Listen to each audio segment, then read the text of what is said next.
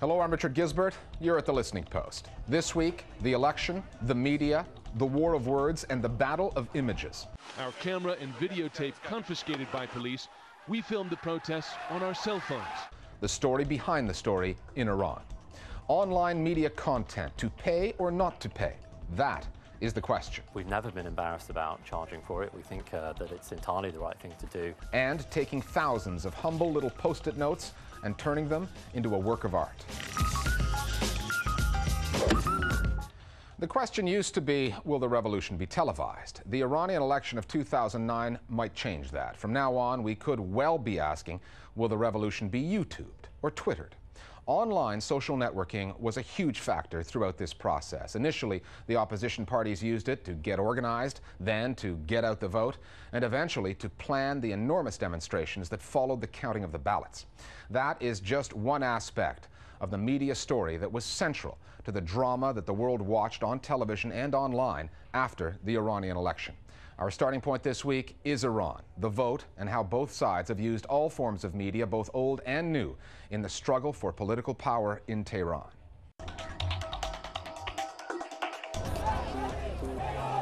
Mahmoud Ahmadinejad is in the lead in the country's presidential race.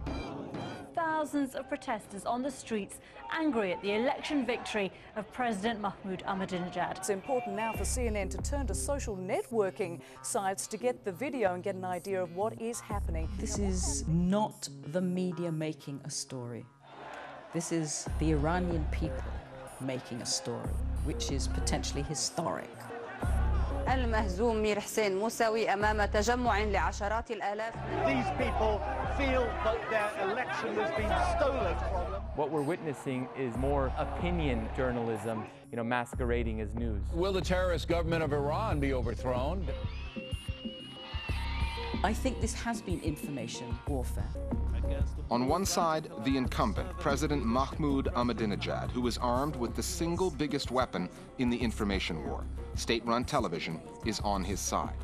On the other, the challenger, Mir Hussein Mousavi, the preferred candidate of the international media and tech-savvy blogging and twittering Iranians.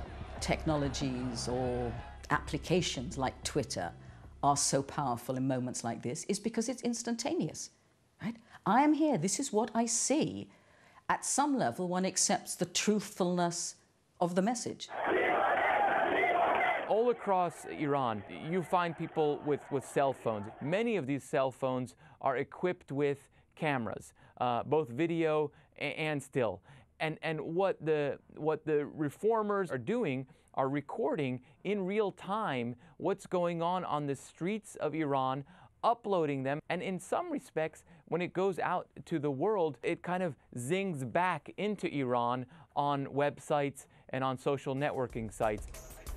Iranians didn't just use Twitter to get the story out, they used it to get organized, twittering information over mobile phones about when and where to gather for demonstrations. The authorities responded by shutting down mobile phone networks, but only sporadically. If mobile telephony is down, it's down for everybody. It doesn't discriminate on the political position of people. So you then risk creating a real economic deadlock in the society if nobody can buy things, make emergency phone calls, etc., etc. It's not something that any society can do for very long. The Iranian government also tried to stop the story being told in other ways. It arrested and detained members of the international media. It took their equipment away. Not enough of it, as it turns out. Our camera and videotape confiscated by police, we filmed the protests on our cell phones. The authorities have also jammed signals of the BBC's Persian language radio service, as well as Voice of America broadcasts. And they have tried to use Western media against the protest movement.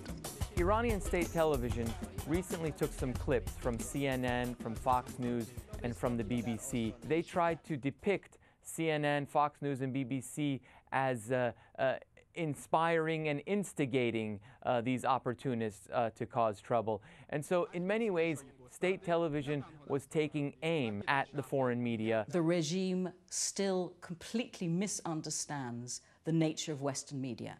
The fact that the Islamic Republic controls radio and television, I think, leads them to think that the BBC, CNN, Al Jazeera are also simply owned and controlled by their governments. That's clearly not the case. So I think the rhetoric hinges on a misunderstanding of how the Western media work. There have been other misunderstandings. The international media have limited access to the Iran story.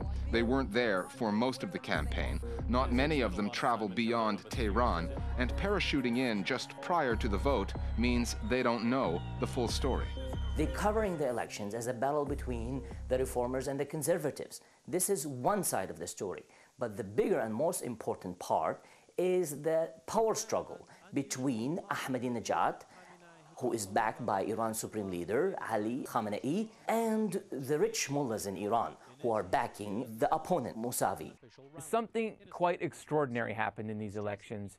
For the very first time in the history of Iranian elections, state television hosted live presidential debates. It was these live presidential debates that electrified the Iranian public. اما جناب آقای موسوی بسیاری از مدیران شما و آقای هاشمی دست خالی اومدن با یه امتیاز دلار 7 تومانی یا واردات و صادرات میلیاردر شدن. Ahmadinejad have used the televised debates very effectively. This might be hard for Westerners to understand because all what we see in Western media is Ahmadinejad, the extremist who wants to wipe Israel off the map and who wants to develop nuclear bomb. Well, on the minds of the Iranians, this is not what matters most.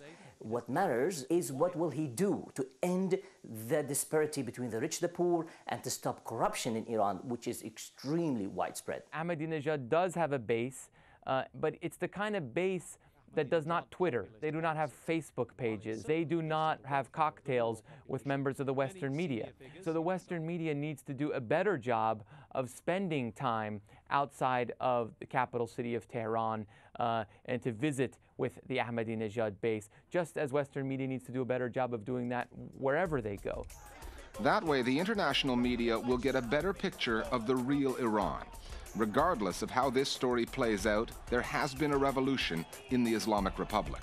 If not a political one, then certainly a technological one. Many people, including the media themselves, are of course caught up in this amazing communications phenomenon.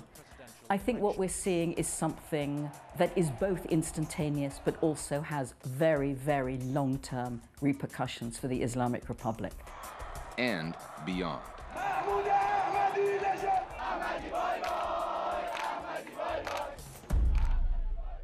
Here's how our Global Village voices see the story of the Iranian election. Since the government of Iran closed down all the mobile communications and filtered a lot of websites in Iran, Twitter and Facebook play an important role to get people connected to each other and to get messages out of Iran and the other way around. What we do know from our experience living in Iran is that if one person has connection to the internet, one person is looking at Twitter, they are likely to tell 20 or 30 other people. And the most important thing is word of mouth.